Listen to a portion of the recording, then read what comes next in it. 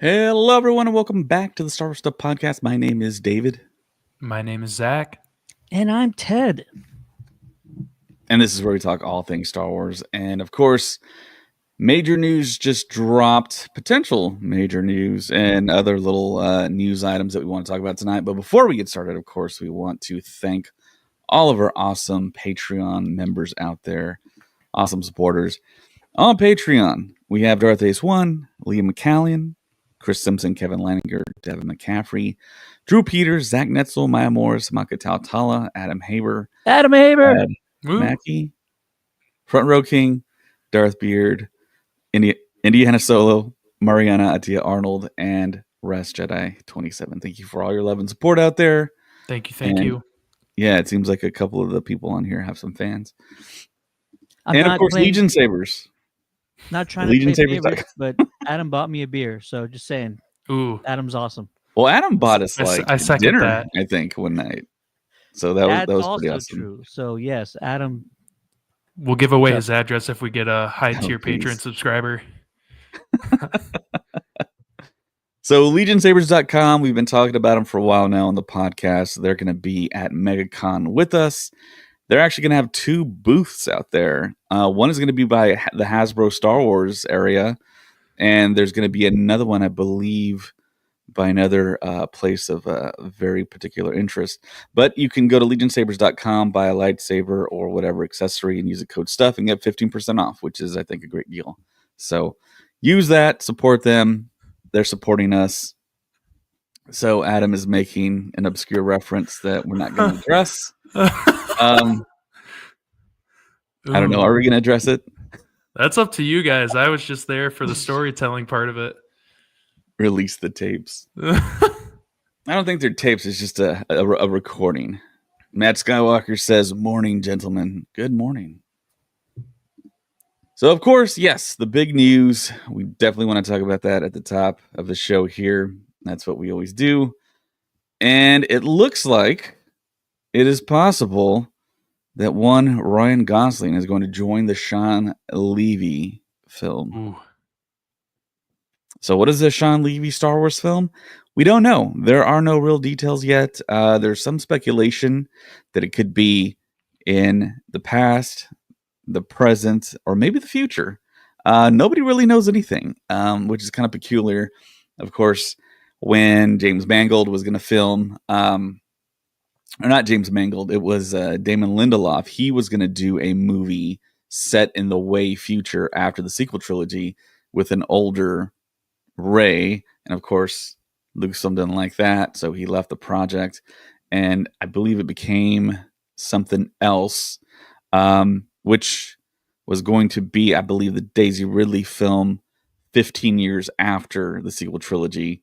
I can't even remember who was going to direct that. Who's going to direct that? I don't remember. I can't remember either. They assigned a director, right? I think they did. Ted, do you know? Oh, it was right. Charmin Obaid-Chinoy. Oh, We haven't heard anything in regards to her. That's why we've kind of forgotten a little bit. There's been no real chatter, no real news. The last thing I think we left on that was the fact that she might not even be attached anymore, which is kind of par for the course for Star Wars at this point in time, which is kind of depressing. But yeah, there is an article on The Hollywood Reporter that I want to read first before we discuss it. It just dropped today. Star Wars shocker. Ryan Gosling talks to star in Sean Levy's movie exclusive. If the deal makes, this would send the project into hyperdrive after 2 years of development and make it the next Star Wars movie to go into production. Ryan Gosling is headed to a great galaxy far, far away. The 3-time Oscar nominee is in negotiations to top-line the Star Wars feature project that will be directed by Deadpool and Wolverine filmmaker Sean Levy. Details on any Star Wars project are harder to acquire than plans for an orbital planet killer, and this one is no exception. Levy has been developing his Star Wars feature since 2022, and Jonathan Tropper, who collaborated with Levy on films such as This Is Where I Leave You and The Adam Project. This has been a working script for over a year. Levy is also producing the feature film, his 21 Laps banner, under his 21 Laps banner, joining Star Wars stewards Kathleen Kennedy and Lucasfilm. It is unclear when Levy's project is set. Star Wars stories have run the gamut of hundreds of years detailing the goings-on of a galactic republic turned dictatorship turned rebellion. It's also unclear if it concerns Jedis and their enemies, the Sith. It is, however, to be unconnected to the so-called Skywalker saga. So that's one tidbit we kind of know. The story centered on well-established and beloved characters Luke Skywalker and his father Anakin. It is meant to be a standalone movie, which is kind of like what DC's doing with like Elseworld stuff. In a sense, sources tell the Hollywood Reporter, Lucasfilm had no comment on any impending deal or the other projects. Sources say the Gosling development is a late in the game move for Levy's movie schedule. The filmmaker was eyeing to direct a boy band movie setup at Paramount, which would have reunited him with Ryan Reynolds and Hugh Jackman, but Gosling's interest and involvement suddenly shifted the Star Wars project into hyperspace. If a deal makes, the project would continue to fly like the Millennium Falcon, becoming not only Levy's next movie, but also the next Star Wars movie to go into production, with cameras potentially rolling this fall. The Mandalorian and Grogu wrapped in mid-December and will be released on May 22nd, 2026. Gosling's boarding will mark a rare occasion that a Star Wars feature brings aboard an actual A-lister. The original trilogy featured up-and-comers and British veterans, turning actors Mark Hamill, Harrison Ford, and Carrie Fisher into household names. The prequels followed a similar model, although The Phantom Menace did bring on Liam Neeson to buttress the ranks following his Oscar nomination for Schindler's List. The Disney era saw J.J. Abrams also introduce a crop of rising talent, even as it brought back the original stars. In a bit of synchronicity, Gosling was name-checked for a Star Wars part back in 2013 when rumors spread online that he and Zac Efron were being eyed by Abrams for a familial part that may have eventually become Kylo Ren. That's interesting. The actor last seen starring Universal's Fall Guys, rep by CAA and Sloan Offer. He recently rapped on Project Hail Mary, another spacefaring movie which hails from Phil Lord and Chris Miller. Some familiar names there. Phil Lord and Chris Miller. Kind of ironic there. But, gentlemen, what do you think of the potential Ryan Gosling, Sean Levy film? Zach?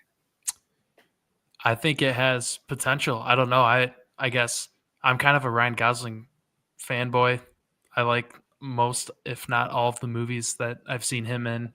So that kind of excites me just in general. But seeing how that energy can be channeled towards a Star Wars project, there's a lot of mystery out there. There's a lot of unknowns for what it could be.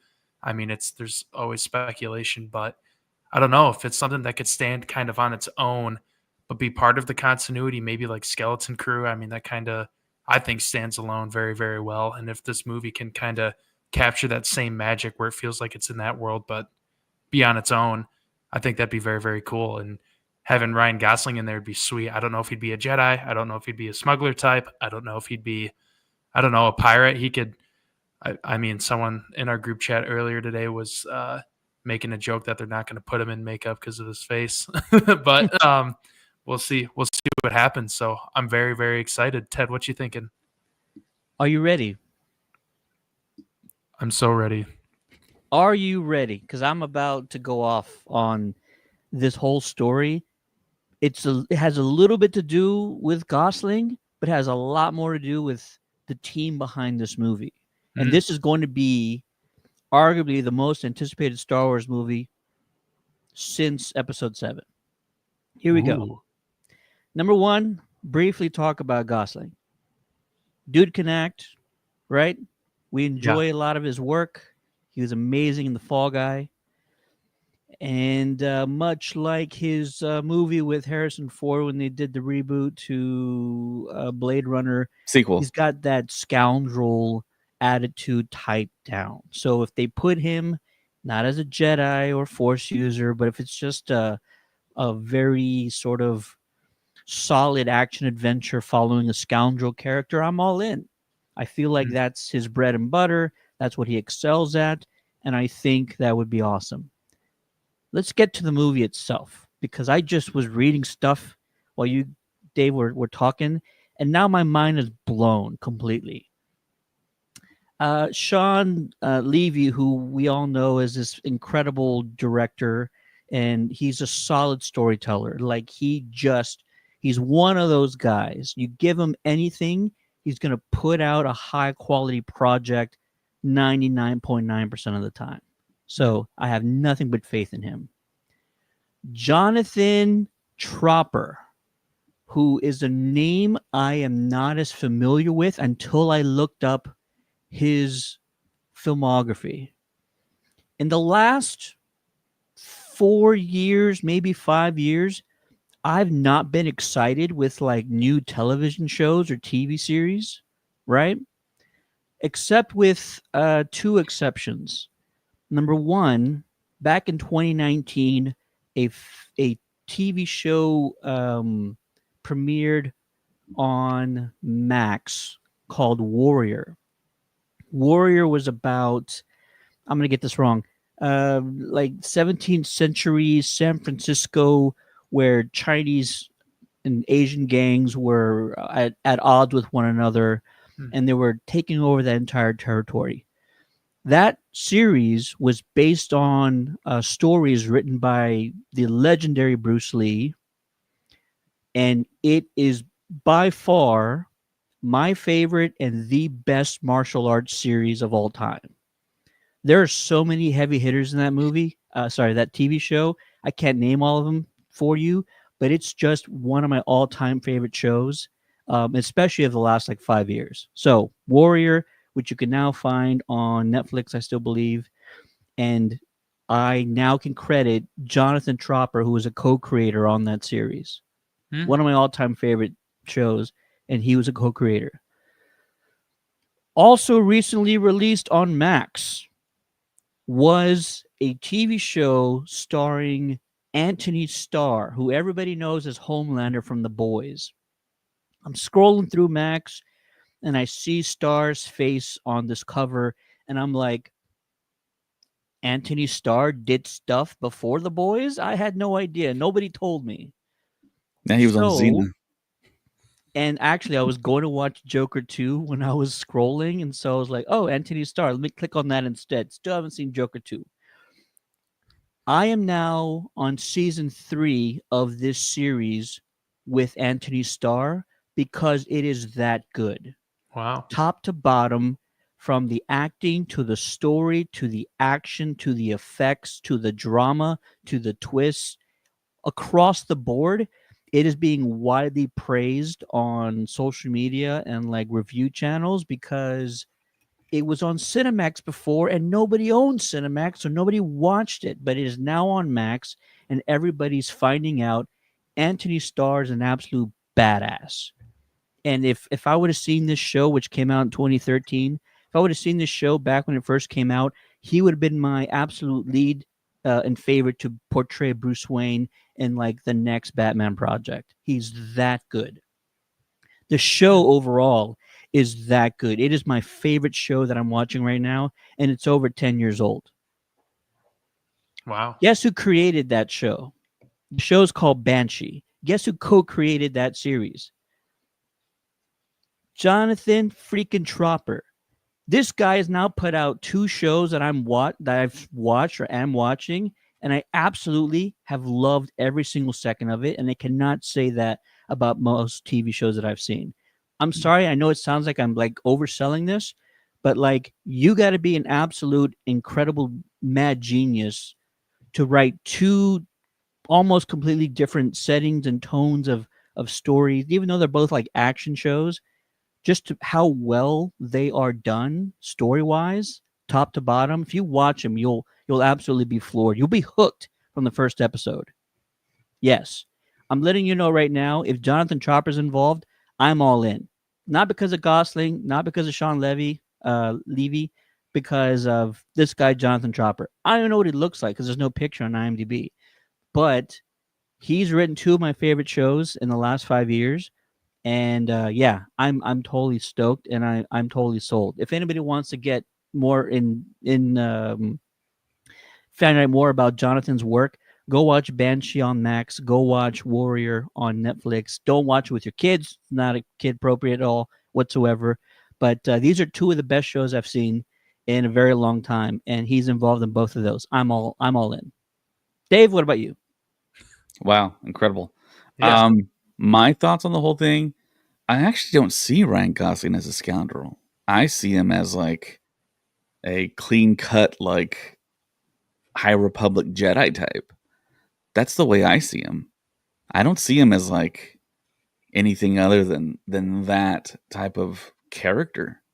Um, I You would know assume. why I can't see him as like an intellectual type, and that's not like a knock on him. He's just such more of a down to earth type person, if you ask me. Yeah, it feels like he's either going to play what you described, Ted, as a scoundrel, or he's going to be like a by the book Jedi to me. That's the way it feels to me. But I don't know. We don't have any information on what this is going to be. Sean Levy, I mean, he is in Star Wars. Lucasfilm has a really bad reputation of this, but they always want to bring on like the big hot name at the moment. But Sean Levy, he has proved that he can do big time TV with Stranger Things and can do big time films like Deadpool, Wolverine. Yeah. I don't think he's really got much to prove. From the behind the scenes stuff that I've seen from Sean Levy, I like the way he works. I like the way his mind works.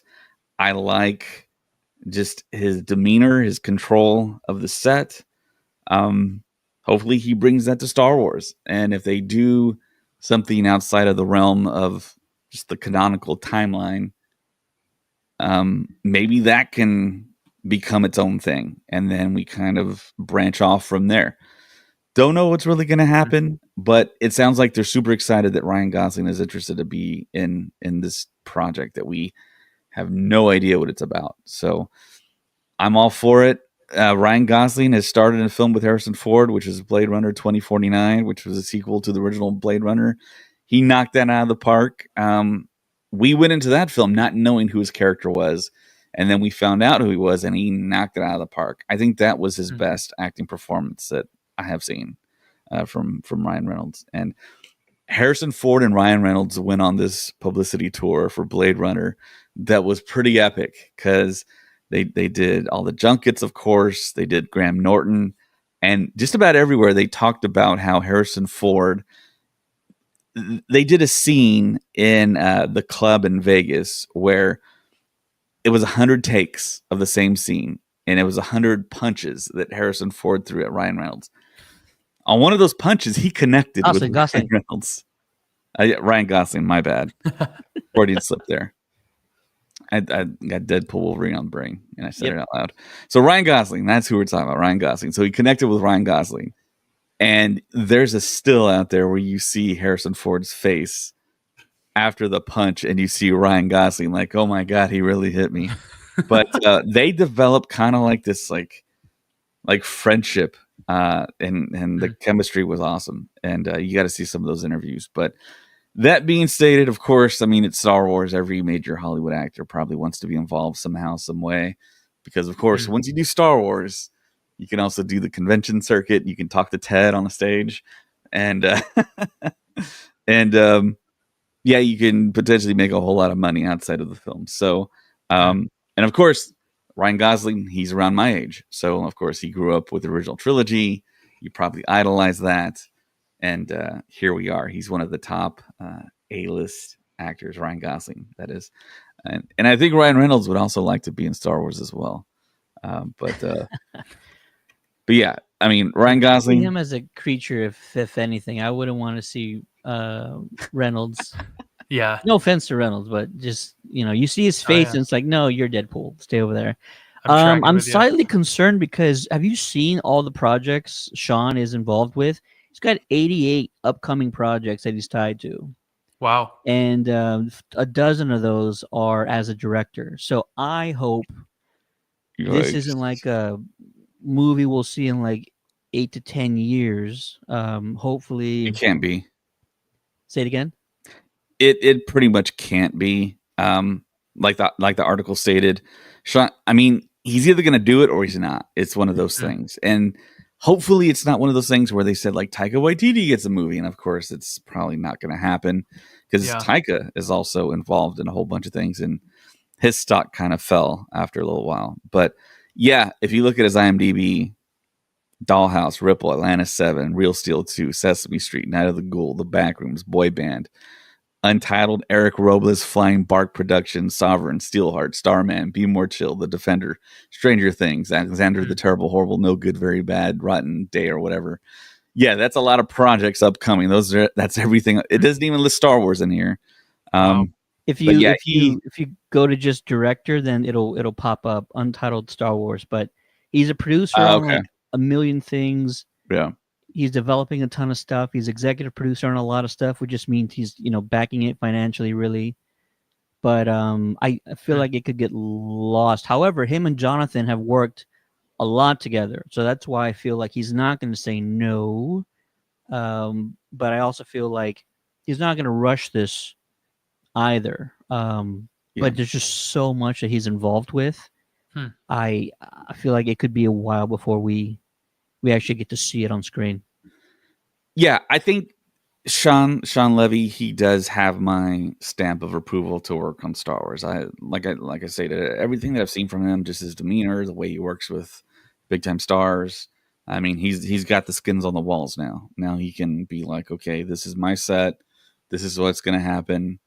This is going to be the Star Wars film, and I think he just knows how to work with studios, and I can't wait for it. I can't wait to see Gosling, and that's probably going to attract more stars, more people that just want to work with, and feels like Lucasfilm is really thinking about like budgetary stuff as well. So hopefully there's like some type of discount.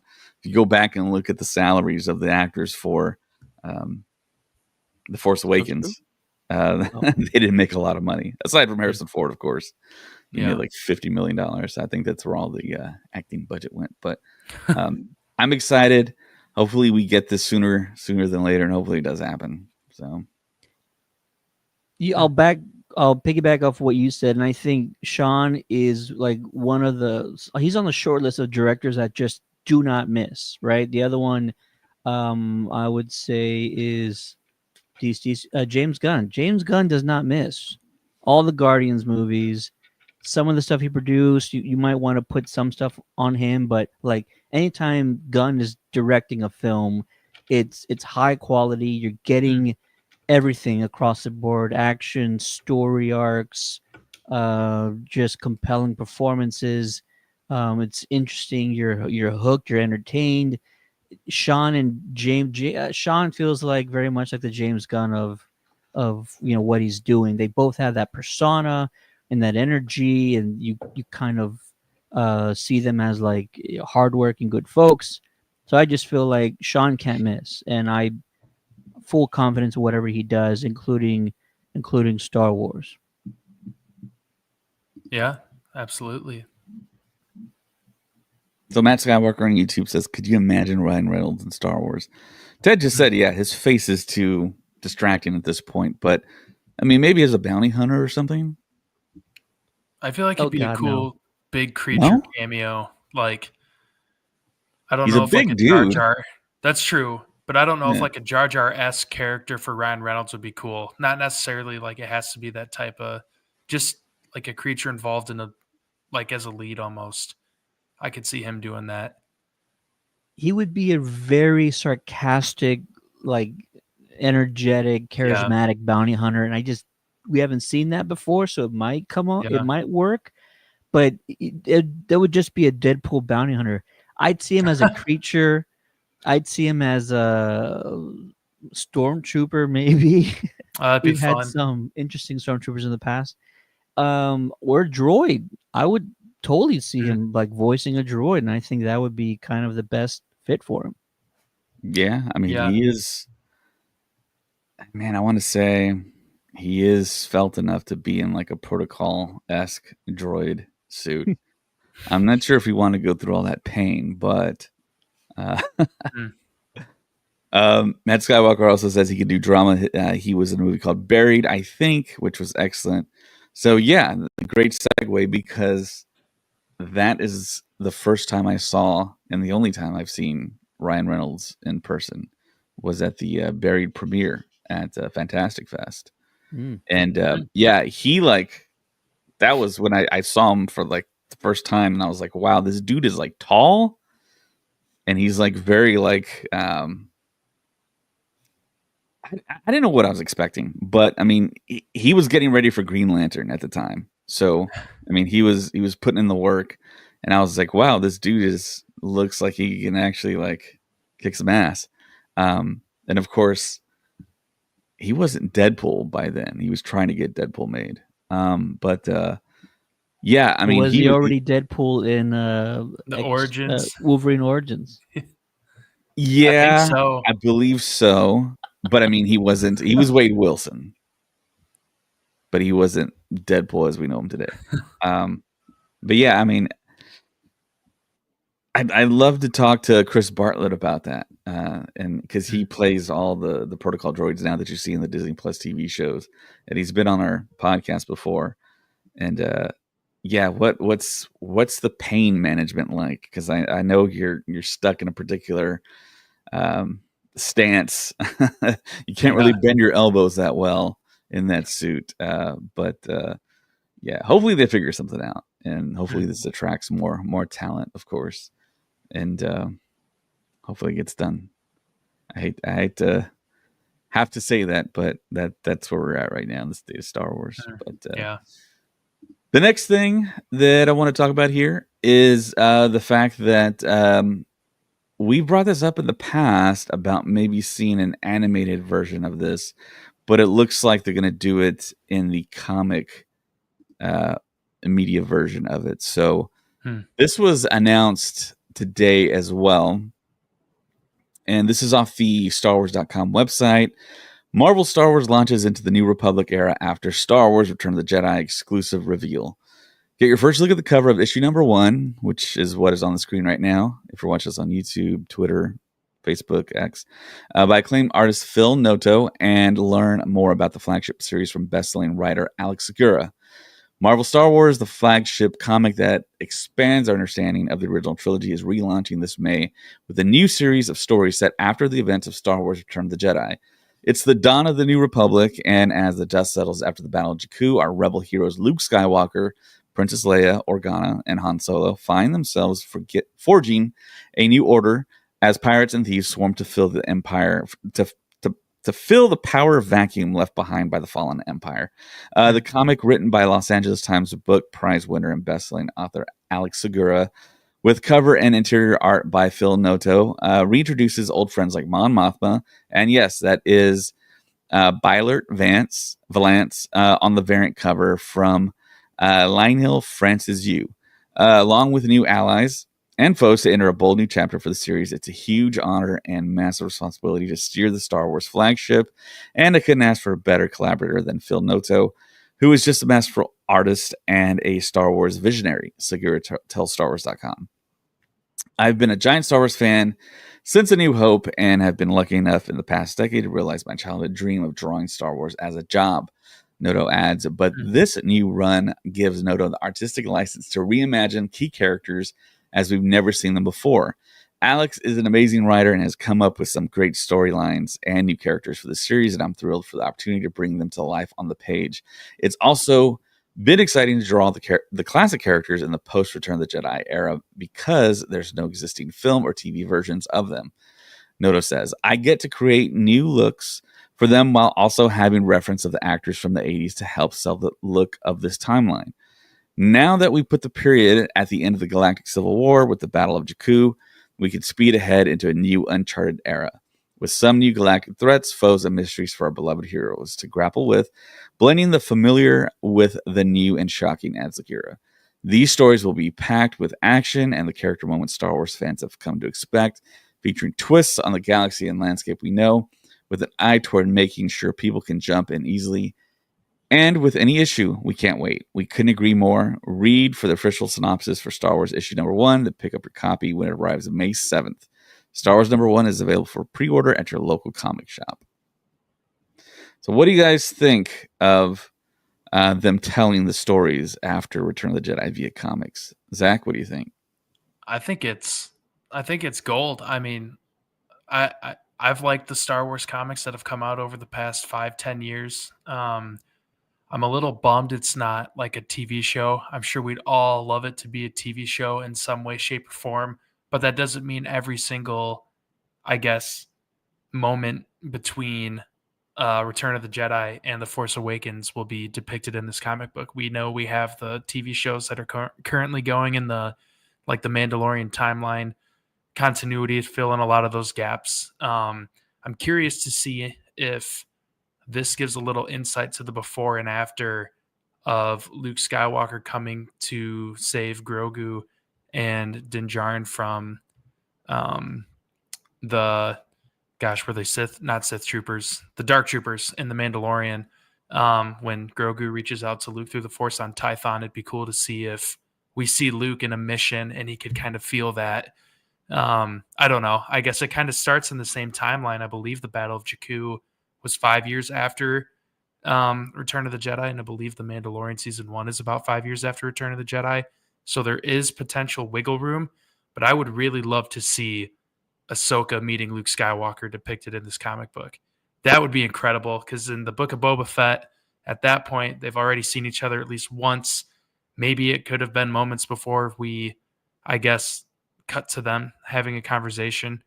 But I don't know. There's a lot of uncharted water, but I think there's a lot of things that can lead to success with what's happening here. And I'm super excited. There's a really good chance I'll add it to my pull list along with another Star Wars comic we'll probably talk about in a little bit, but I'm super excited about it. What do you guys think?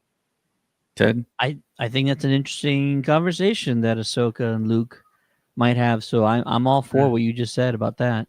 Yeah. It's better late than never is what I'll say. It'll be some really interesting, side quests and adventures that we're not privy to, and they can go all out with it. And I think it'll be fantastic. Some comics are used to sort of create the eras in which future stories could be told. The High Republic comics came out, and now we might see future projects, related to that time frame. So Yeah.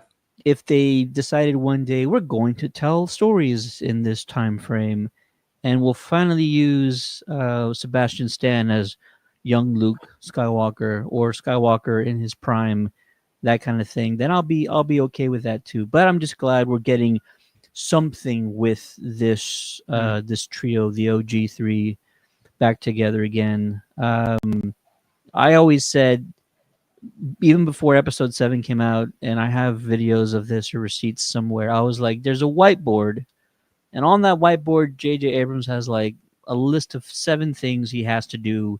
And I said one of those things is he has to bring the OG trio back together, and that was not done, and that's like a gross misstep.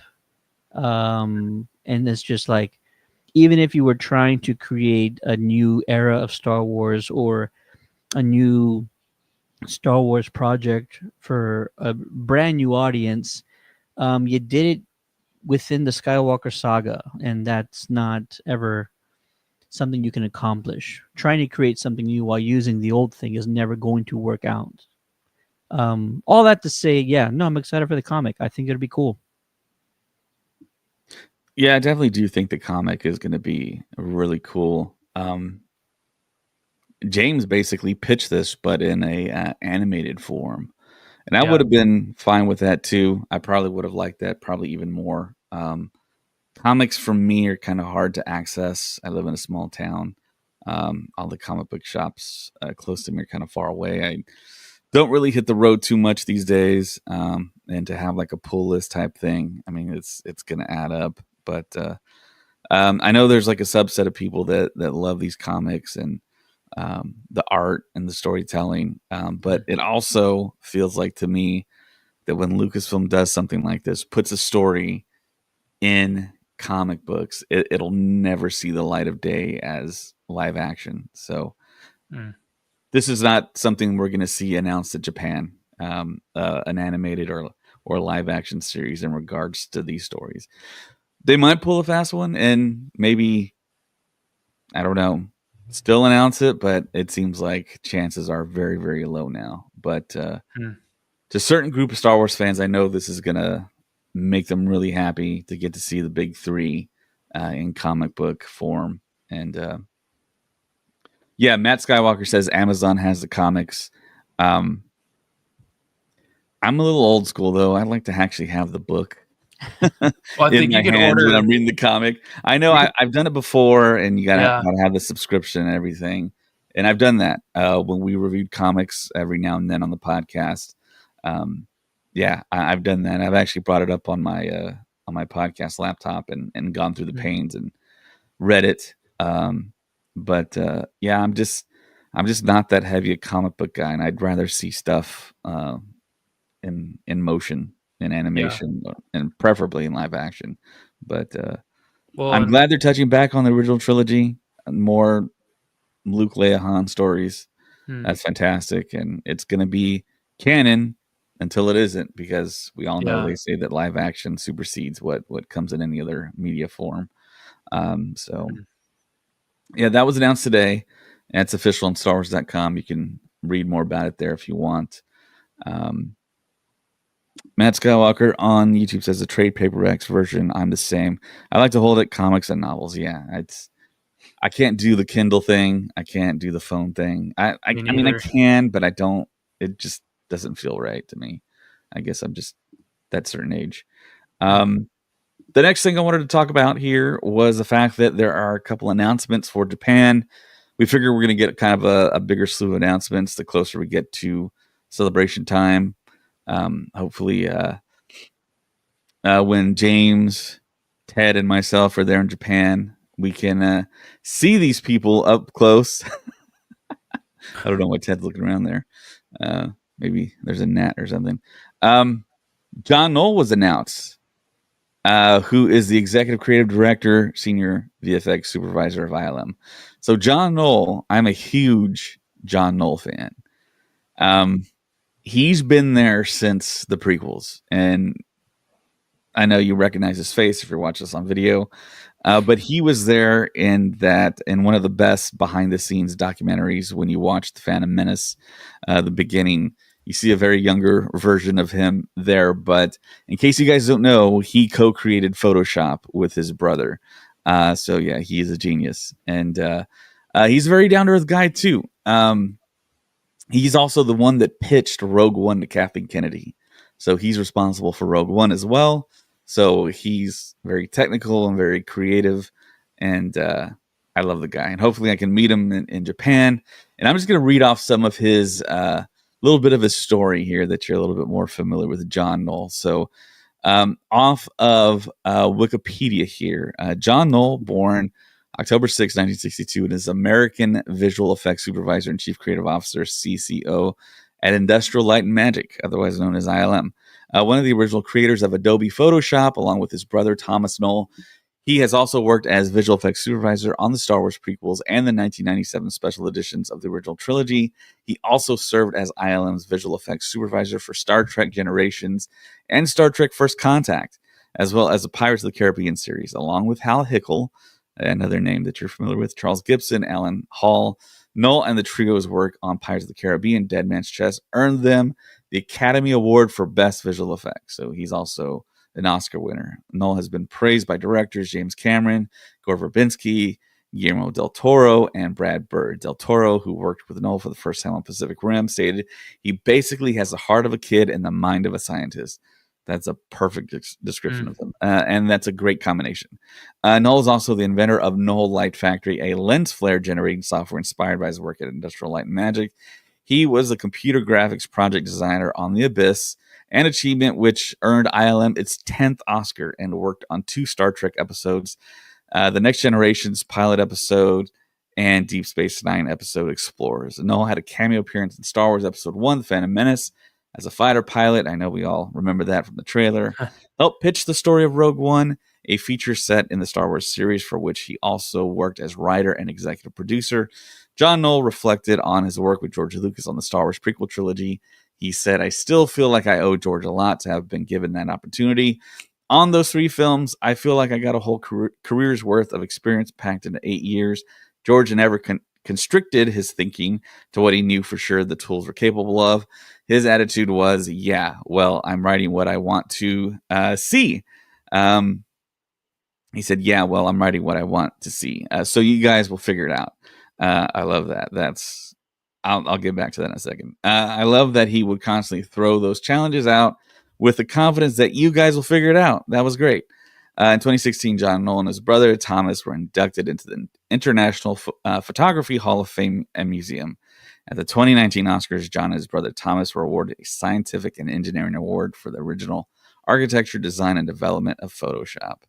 And his film credits are from 1986 on: Captain EO, Jared the Movie, Star Trek The Next Generation, Empire of the Sun, Inner Space, Willow, The Abyss, Space Invaders, The Hunt for Red October, Hook, Hudson Hawk, Baby's Day Out, Star Trek Generations, Mission Impossible, Star Trek First Contact, Star Wars Episode 1, The Phantom Menace, Deep Blue Sea, Mission to Mars, Star Wars Episode 2, Pirates of the Caribbean, The Curse of the Black Pearl, Episode 3, Pirates of the Caribbean, Dead Man's Chest, Pirates of the Caribbean, At World's End, Speed Racer, which Ted just saw, Confessions of a Shopaholic, Harry Potter and the Half-Blood Prince, Avatar, Super 8, Rango, Hugo, Mission Impossible, Ghost Protocol, Pacific Rim, Tomorrowland, Rogue One, A Star Wars Story, Ready Player One, The Other Side of the World, Aquaman, Six Underground, Jungle Cruise, The Batman, which Ted loves, Indiana Jones and the Dial of Destiny, and of course Television, The Mandalorian, The Book of Boba Fett, and Star Wars Skeleton Crew.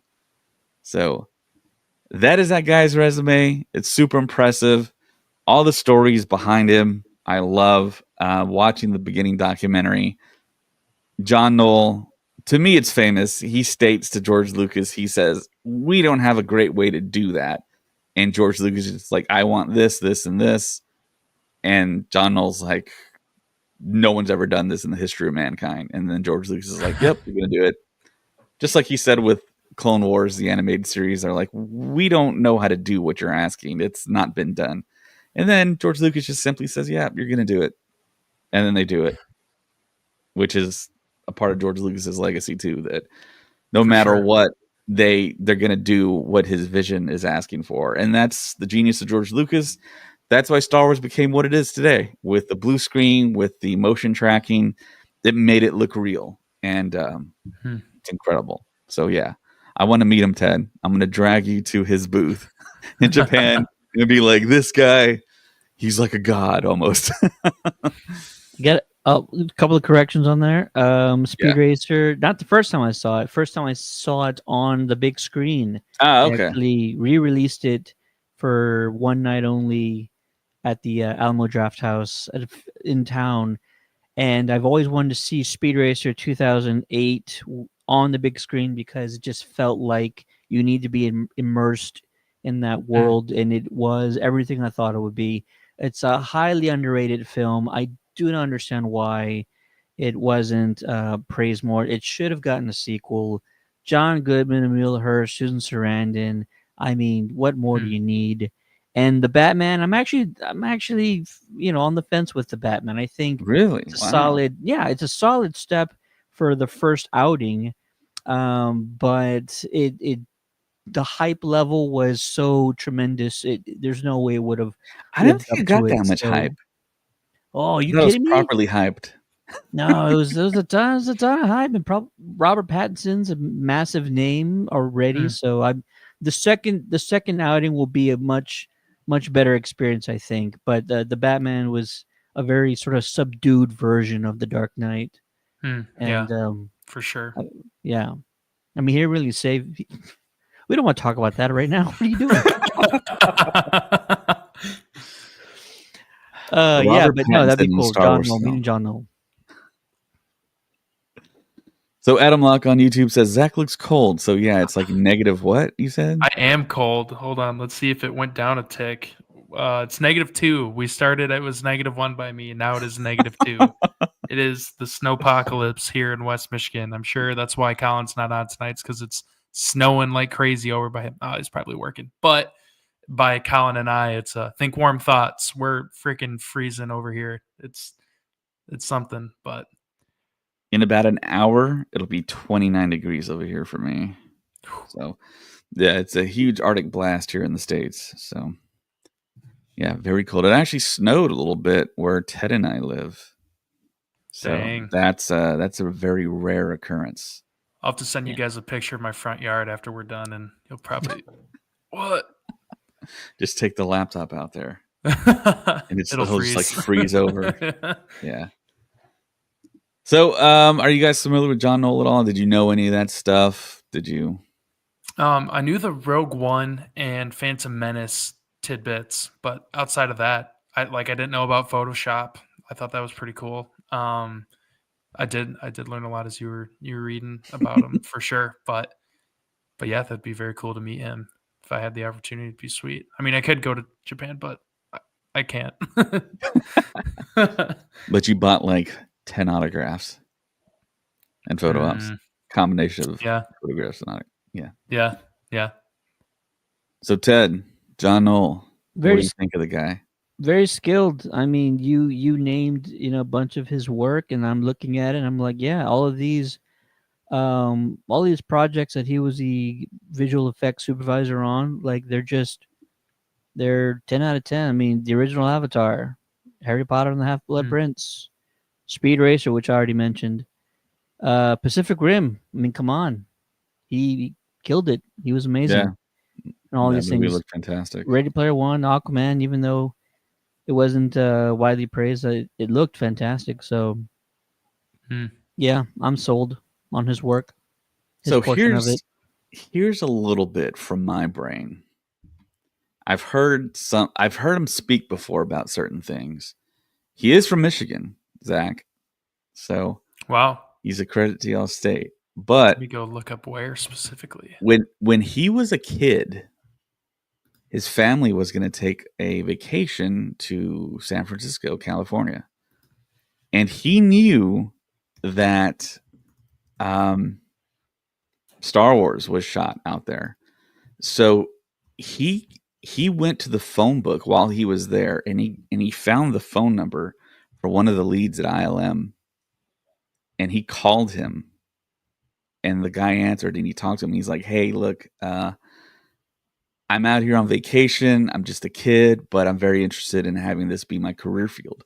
And that person said, "Okay, we'll come down and we'll show you around." So they literally showed down the future of ILM as a kid, ILM, and they gave him a tour, and they like encouraged him to keep on going. Of course, I mean, he's genius because I mean, he invented Photoshop and everything. But I mean, yeah, that led to him working on The Abyss. And I remember as a little kid watching the behind the scenes for The Abyss and how they made the pseudopod creature become reality on film, and it was basically using Photoshop techniques. And I don't remember seeing John Knoll's face in those documentaries, but I was just blown away. I was like, this is it. They can do anything on film now. And of course that led to Jurassic Park, and that led to the prequels, and having a photorealistic character, which was the main character being Jar Jar Binks, and then that led to Gollum. So yeah, John Knoll is kind of the father of all that technology, and was right there when it was first created.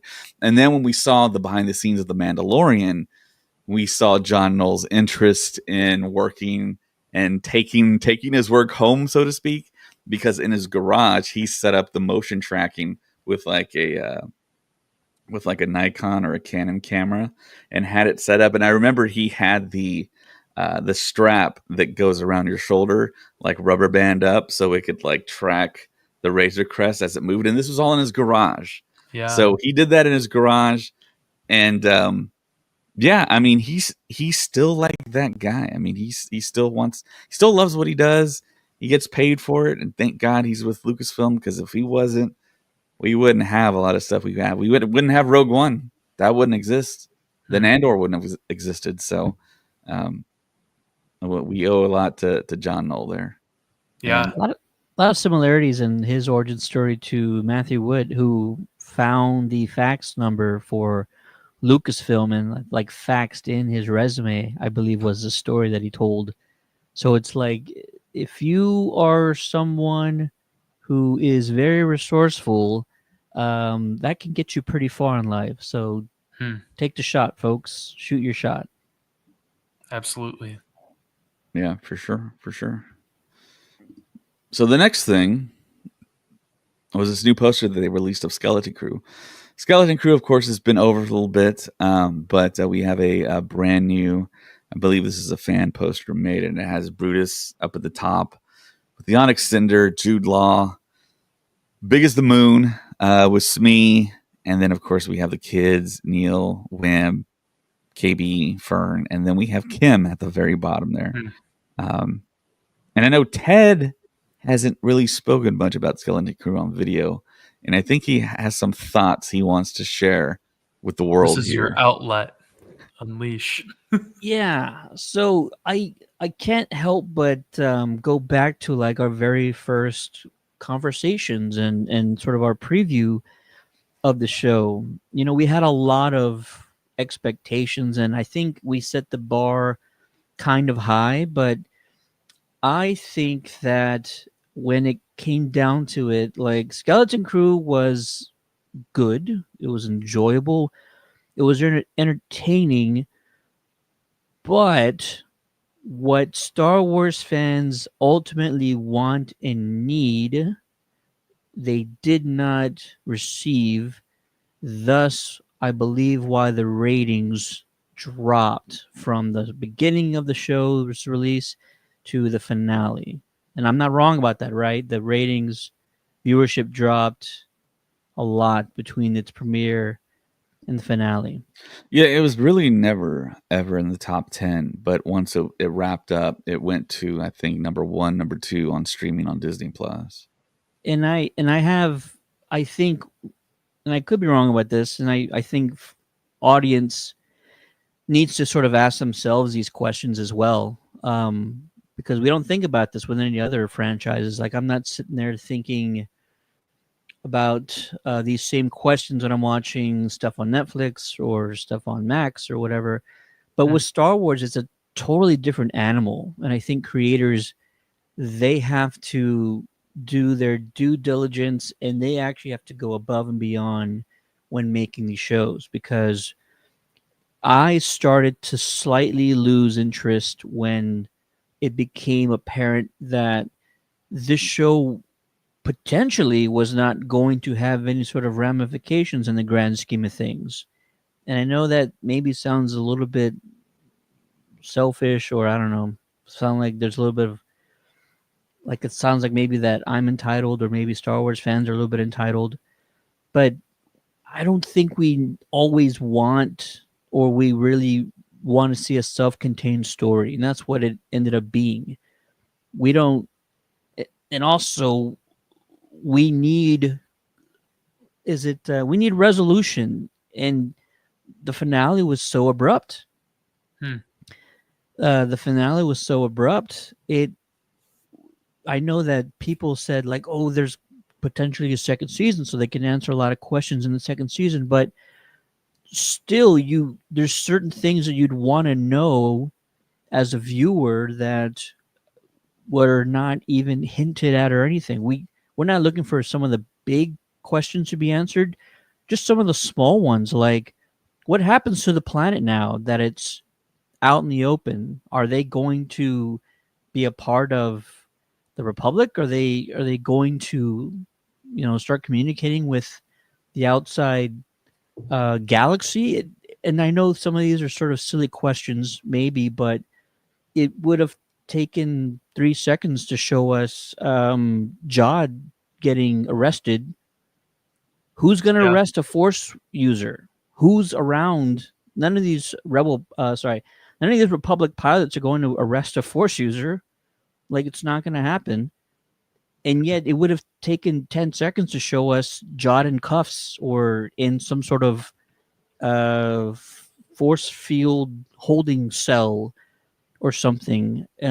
It's just kind of unusual. So that's part of it, is that, like, some of the very minimal questions should have been covered. Some of the things that we were curious about should have been discussed, or just put a nice little bow on some of those things. But ultimately, it's also like, as a Star Wars fan, you want to see how this affects the galaxy, and we want to see those connective threads. It sucks that some of these things have to be said, but, like, we are trained, like, that is how our Star Wars brains are wired. That is what they've molded us into. If it's a movie that's not in the Skywalker galaxy, i.e. the Acolyte, then we're asking ourselves different questions. how does this affect the prophecy? How does this affect, things that happen centuries going forward? Like, we're still asking those questions because that is how we have been trained as an audience, and we're not asking those questions with every other franchise. And I know that might sound unfair, but as a creator in the Star Wars universe, you have to take these things into account, because as an audience, whether we are aware of it or not, it's probably just in the part of our brain we're not completely aware of or something. It's in our subconscious. We actually need these things. We need to have those questions answered. We need that connective tissue, and it's sort of it brings down our experience watching a project if those things aren't taken care of, if they're not checking those boxes on, like, well, this is how it affects the Republic, or this is how it affects what we know about the Force, or droids can now do these things that we didn't know they can do before. Ships can now do those things that we've never seen a ship do before. It's something that is innate, but it's something that the viewer, and I'm not talking about all viewers, casual viewers don't need these things. It is your hardcore fan base that needs some of these things involved, some of those questions to be answered, some of these things to be involved. And it's for a creator, it's probably exhausting to have to worry about all these things. But you're going to have a guy like Sean Levy who understands the stuff. Sean Levy, who just did a multiverse movie with Deadpool, and you saw references and you saw how they did not ruin sort of the legacy of Logan's character in his prior films. Like, he understands there's certain things you got to do, that you have to answer. You just can't put characters on a screen and not worry about, hey, how does this fit in the grand scheme of things? Sean understands that. And I think anybody who tries to jump into the Star Wars universe as a writer or as a director or a showrunner also has to really sit down and worry about these things. Is you have to see how your project fits into this franchise ultimately, and that's how you sort of meet or reach the potential of a successful show or movie in the universe. That's a long. That's welcome to my TED Talk. That's all I got to say. Zach, do you have anything to say about that? Yeah, I definitely see where you're coming from with a lot of that, Ted. I think it's nice that there is like a project you can potentially show someone if they want to dip their toe into the Star Wars pool without like absolutely overwhelming them with so much stuff. But at the same time, I do want a little bit more of that connective tissue as a hardcore fan. So I kind of see that. I don't know. Maybe I'm like in the little happy medium, but and maybe there's more story to be told with that crew. Maybe they'll tie in more some way somehow down the road. I guess we don't know necessarily. Maybe there's greater plans. But I think there were a lot of things that they revealed about how things in that galaxy can operate. Like you talked about, I'm guessing you were referencing the Onyx Cinder and how it kind of shed its like from its chrysalis, you could say. I don't know. That's what I thought of, and it'd be cool to see more ships do something like that. I definitely think there are attributes of that show that would work well in other projects, and how it can expand on those more. But I definitely see where you're coming from. I do think overall with the ending, it was a little bit rushed. I liked what we got, but I wish there was a little bit more of a fanned out ending. Other than it was cool to see Wem look in the sky and see the X-Wings kind of fly away, but I wish there was a little bit more to it than that.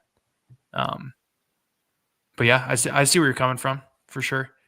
And it kind of sounds like like the whole thing was like a failure or something to me. And I said, no, it was good. It was enjoyable. Yeah. But it didn't feel that need. It didn't fill sort of that that additional, I don't even know what I'm trying to call it, but there's definitely part of the fandom, what makes us fans of this franchise. It needs to kind of fulfill those needs a little bit more.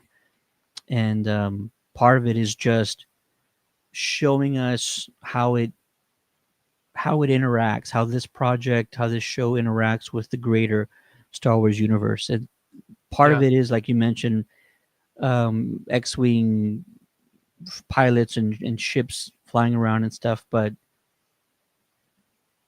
it has to be more. It has to be more than that. We have to get a kind of a better picture and a more fuller scope of like how this affects the planet and the characters and just as a greater whole. Yeah, absolutely. David, what do you think? I totally get what you're saying, Ted, and that's the disadvantage and advantage of Star Wars. It's a catch-22. It's a double-bladed sword, whatever you want to call it, because whenever something live action is created, they have to be so careful with the story they're telling and what the characters do, because they have all these other projects in line, like the comic books, the animation, and they got to make sure that it doesn't conflict with the other stories.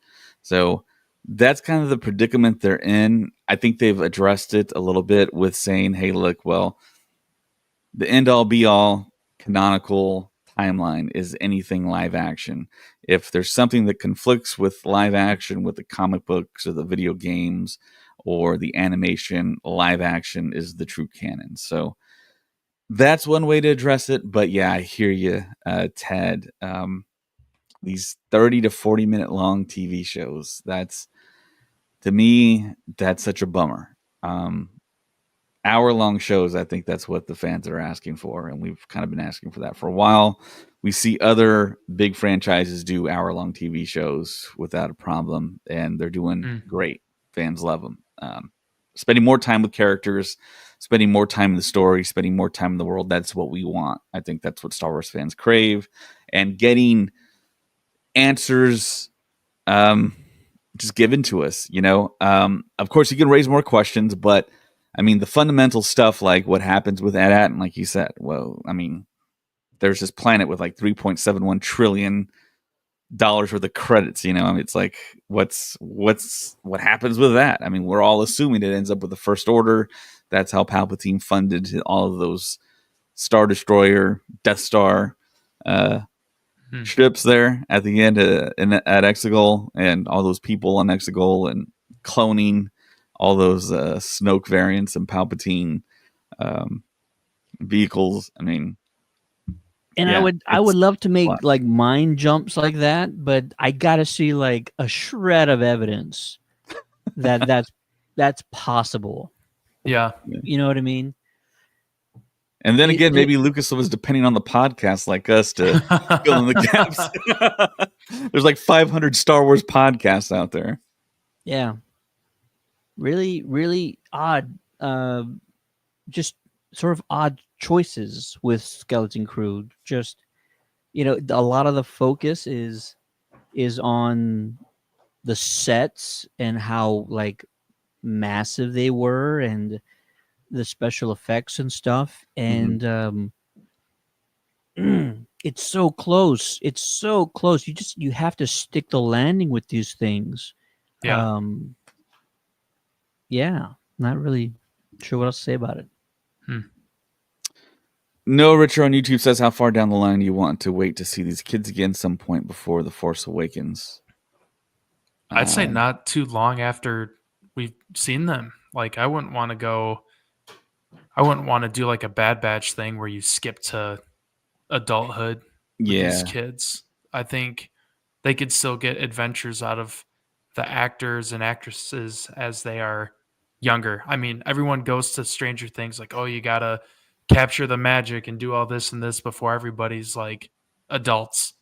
But granted, that's kind of how that story was set up, to follow those kids, and actors aging out is part of it. But maybe Star Wars could use that as like a growing of age story. I don't know. That'd be kind of cool, but I don't want to wait too close to The Force Awakens to see them again, timeline wise. Well, this already takes place after Force It's Awakens, confusing, no? Ted. Yeah, I know, but it's after Return of the Jedi, before the Force Awakens. So Yeah. Right. that's the timeline. So it's like 5, 6, 7 years after Return of the Jedi. That's where Skeleton Yeah. Crew takes Sounds place. about right. So yeah, it gets confusing, man. He mentioned TFA. I was like, wait a minute. I had to think about it. I had to do the math, carry the one, all that stuff. But Adam Luck on YouTube says Hondo snuck in off camera and stole all the credits while everybody was focused on Jod. Hondo is on a tropical planet drinking. Mai Oh Tais now. man. That's Mai the weird Tais. one, man. Why wasn't Hondo in this series? It's all about pirates. He's the pirate. Yeah. If My they do a only behind the scenes thought- thing and talk about him, I'm gonna be sad. Sorry. Go ahead, Ted. You're good. The only thing I can think of is they're saving Hondo for something else. They've You're saving him got for something else, and you can't do whatever's next without having him in the show. So you had to save him for the next thing. Yeah. That is totally possible. Yeah. Oh, yeah. We just gotta. I want to see Hondo. Colin says it all the time. Just the hello, my friends. It'd be so cool to hear him say that and again and see that in like some live action way. I don't know if they'd do like a Ray Park, Sam Witwer thing where you have the stand-in be different than the voiceover, because I don't know if they'd throw Jim Cummings in makeup for Hondo and get him out there, but you never know. Yeah, and it felt like Lucasfilm made a really big investment in Hondo, having that like world-class, most sophisticated animatronic in the history of humankind at both parks, East and West, Galaxy's Edge, and then it's like you're showing all these people this character in live action. Now you're not going to use them, and yeah, it's a head scratcher in a way. For sure. I don't know. Throw the animatronic in the movie. I mean, how crazy would that be? Yeah, Man. that would be pretty wild. Yeah. So the other thing that dropped today was the fact that we're going to get the whole cast, the whole main cast, plus Jude Law, of course. You're going to get to meet him at MegaCon. Colin and myself will be there. This was dropped earlier today on X. It says the galaxy just got closer. The cast of the Skeleton Crew are now joining Jude Law at MegaCon Orlando. Don't miss your chance to meet Jude Law, Ryan Kira Armstrong, Kariana Crater, Ravi Kabat Conyers, and Robert Timothy Smith next month. Get your tickets now. I believe today's the last day you can actually get a discount on the tickets. So, yeah, they're going to be there. I'm not sure how long these lines are going to be. I know Jude Law is only going to be there Saturday as of right now. But, yeah, definitely, I want to try and get a picture maybe with Jude Law for sure. Also, Bryce Dallas Howard's going to be there.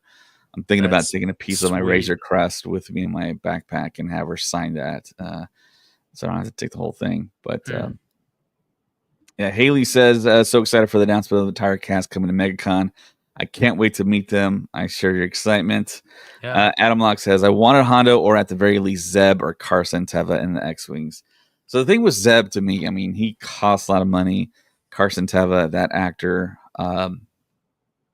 who's been in a lot of TV shows. I think he's a lot closer to Filoni and Favreau, and this was more of a Ford Watts production. So that's I think why he really didn't appear. Adam says on YouTube, will the Neil Kid be wearing the elephant suit? That's one of the first things I thought too. It's like, yeah, is he gonna wear? Is he gonna bring like the mask helmet of that very, very much resembling Ortolan creature who we discussed last podcast. He's the species is known as a Mickean. Haley says, let's split a photo up, David. LFG. I don't know. Possibly. It just depends on a lot of things. We're going to be at MegaCon, like I said earlier, with Legion Sabers. They're going to have a couple of booths. We're going to be hanging out with them. Mosh Isley is going to happen, of course, and Adam made a reference to it earlier. How there's some tapes out there with me singing, which hopefully don't see the light of day. I don't know. Most people can't sing, right? So I don't have anything to worry about. It brought joy to my heart, David, above all else. I mean, man, I was feeling it, man. It was such a great environment, Mosh Isley. I mean, yeah, to go to a thing where you're surrounded by other like-minded Star Wars, like hardcore super fans. And Ted went to Mosh Isley with me in San Diego. He didn't know what he was getting into. I was like, Ted, I'll pay for you, man. Just go with me. I want to experience this. This looks really cool. And of course, we made it to the front of the stage, and Bohemian Rhapsody comes on, and I start to sing, and Ted pulls out his phone for whatever reason and starts recording me. And somehow, some way, my singing voice gets isolated on his iPhone, and you can hear me so clear that it's like drowning out the music for whatever reason. We go back to our hotel room. Ted plays it while he's like laying in bed, and he just like dies of laughter. I'm like, it can't be that funny, man. And then I hear it, it's like, oh my God, that's pretty bad. But I'm not a singer. I'm not musically inclined. I don't play an instrument. Ted is a musician. He went to school for that. So yeah, that's You know the lyrics though. That's the most important part. Oh yeah, man. I learned the lyrics after the Acclaim film came out, and of course with Apple Music, you can actually read the lyrics as they come up. And I was For like, sure. okay, I didn't know he said that, but yeah. Shout out to just Apple in general, because we're in a live music venue. We're about I'm probably like 4 beers into the evening already. Dave's probably had a few. We can't hear ourselves at all, and like we're shouting at each other to have a conversation. That's how loud it is, and we're surrounded by 300 people who are way more into their night than we are drinking wise. And so when the music came on, I was just recording, because you got to record Bohemian Oh, Rhapsody yeah. when you're at a place. Yeah, When here it's come the on? excuses. Yeah. And I also figured you can't hear me. You Yeah. definitely can't hear Dave, just because how loud the entire venue was. And lo and behold, you could hear everything we said. You could hear his voice singing. You could hear mine. I was just like, wow. Shout out to Apple iPhones. Seriously, you guys, this Yeah. is not an ad for an iPhone, but really able to pull out our voices from the front of a loud live venue stage. So yeah, this is a sort of a half-assed advertisement for Apple and their iPhone 15. Well done, iPhone. Boom. And I Amazing, think all the amazing. Android people out there will be like, Android had that 5 years ago. That's what I always hear. The video Oh. might see the light of day publicly one day. It might. When the Star Wars Stuff podcast gets to 100,000 followers on social media, that's when we'll. There you go. There you go, Patreon members. Top tier Patreon subscribers get special access to the tapes. Yeah, for sure. Exactly. But So, yeah, Mosh Isley was pretty interesting. All in all, it was it's a great time. I knew I knew a quarter of the songs. I think I'm like just a few years above that sort of generation. I feel like. yeah. I mean, yes, it's all like emo music. So it's like Good Charlotte, My Chemical Romance, and of course some of the classics like Bohemian Rhapsody. Yeah, how did that fit into the entire night? I don't understand that. Who I mean, everybody loves that. I mean, you can play that just, like in any sticks instant. out like a sore thumb when you mention all those bands, and then like Queen from yeah, decades Queen. before. Yeah, They also played Weezer, which is from my time. I could see Weezer fitting into that category, but the venue was amazing because it was 3 stories. Mhm. And you just had a great view from wherever you were, and it was hot. It's crazy hot. Well, yeah, when you get all those people in a room like that, the temperature rises pretty quickly. They had some vents that were like about face level with me, so I would stop and just like stand in front of it. And Sarah, who a lot of people on here know from Princess and Scoundrel, she was like, "That's the best place to stand." Actually, I'm like, "Yeah." I mean, it's like super cold air coming out, but then the rest of the floor was just like hot. Don't we sound like a couple of old guys? Like, oh my god, it was so hot, and we had to stand by the vent just to Couple kind of of old guys, yeah, including just me. to last. If we did not have that vent, there's no way it would have lasted the entire Yeah, night. yeah, Mm. It But yeah, saved us. it's a lot of fun. It saved us. A lot of fun. Adam Locke says, off topic, but I went to see the Jacksonville Symphony last Saturday, do a live performance of New Hope, played 100% of the music while the movie played above them. Coolest thing ever, highly recommend. Yes, John Williams Yeah. music in person is a must-do bucket list type thing for any Star Wars fan out there. It's just so moving, powerful, and just tells you it's the best out there and reconfirms that John Williams Yeah. is the GOAT. And it's incredible, man. I think it's happening in Grand Rapids on May the 4th. I believe they're doing A New Hope with a live band, very similar to what you experienced, Adam. So I went and saw, boy, they did like a highlight reel of episodes 1 through 9 with Rogue One and Solo, and played mostly John Williams music, and it was incredible. It was a good time. Is that the lightsaber from Mos Eisley? This is, and wouldn't you know it, the speaker's working. It never worked before today. Oh, wow. So mine's not is it a detected. USB-C charge? No, it's You never charged not it? this one. Oh, it's batteries. Did you put new batteries in it, or those the There's same batteries? not batteries. It does have this sort of charging port, but it's very unusual. What kind of? It's like a laptop port or something, not Yeah. a USB-C by any means. But Charges graphic calculators and a Nintendo DS. No, Richard on YouTube says, do they sell death sticks at Mos Eisley? I'm sure there would be a fair amount of spice making the rounds too. They do sell a lot of stuff. I know they sell a pen. There's a lot of merch you can buy right now, and you just pick it up when you go.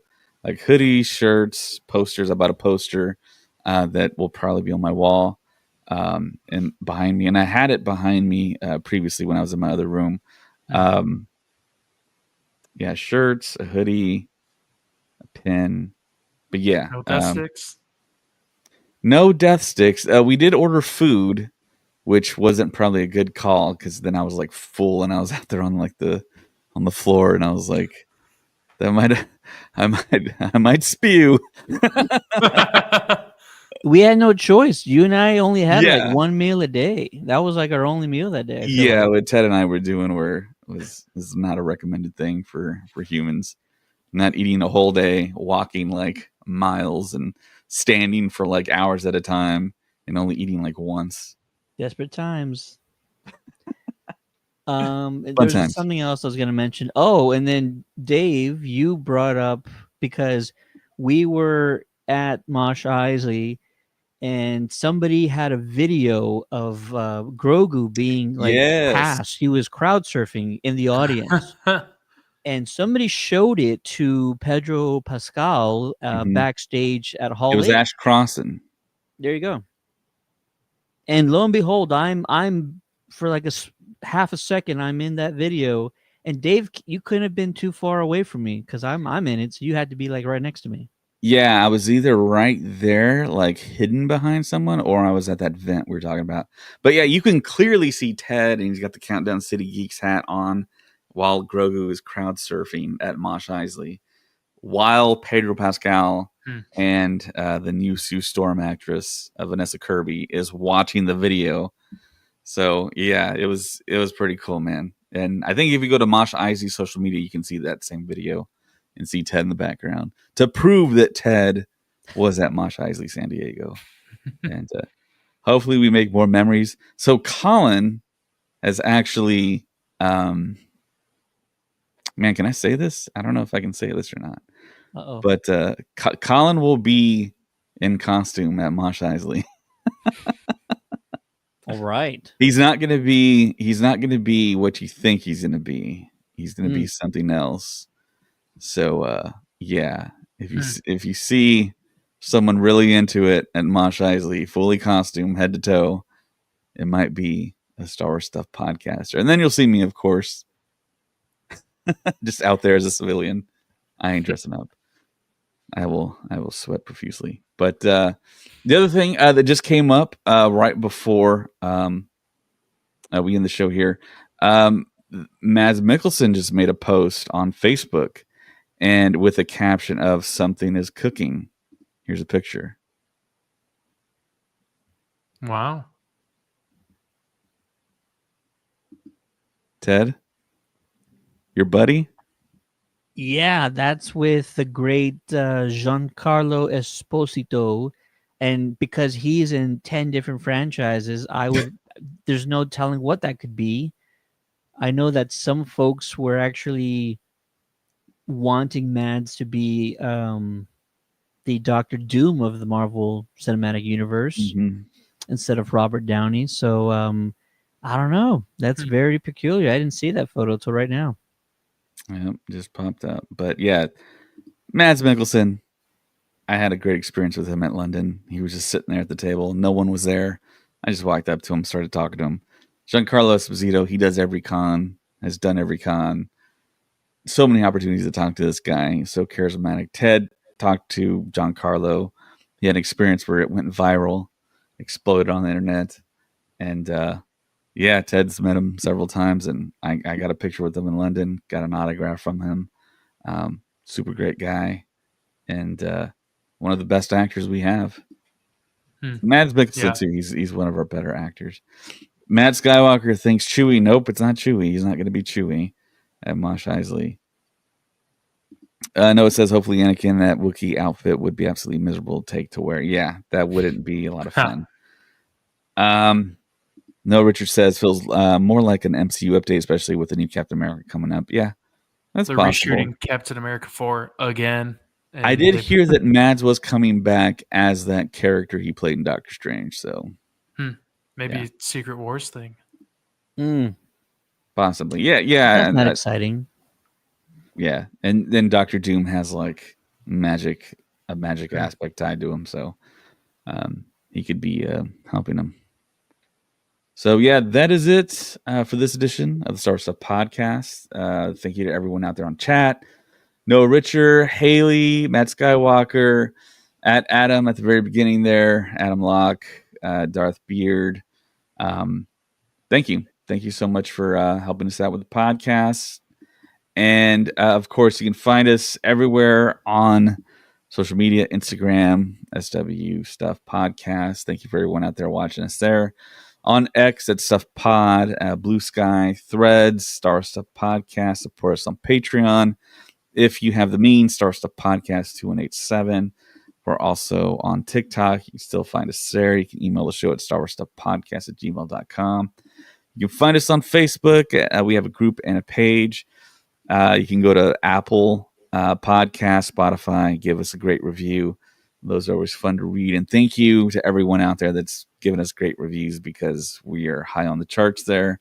And thank you to our hosts. For Zach, Ted, my name is David.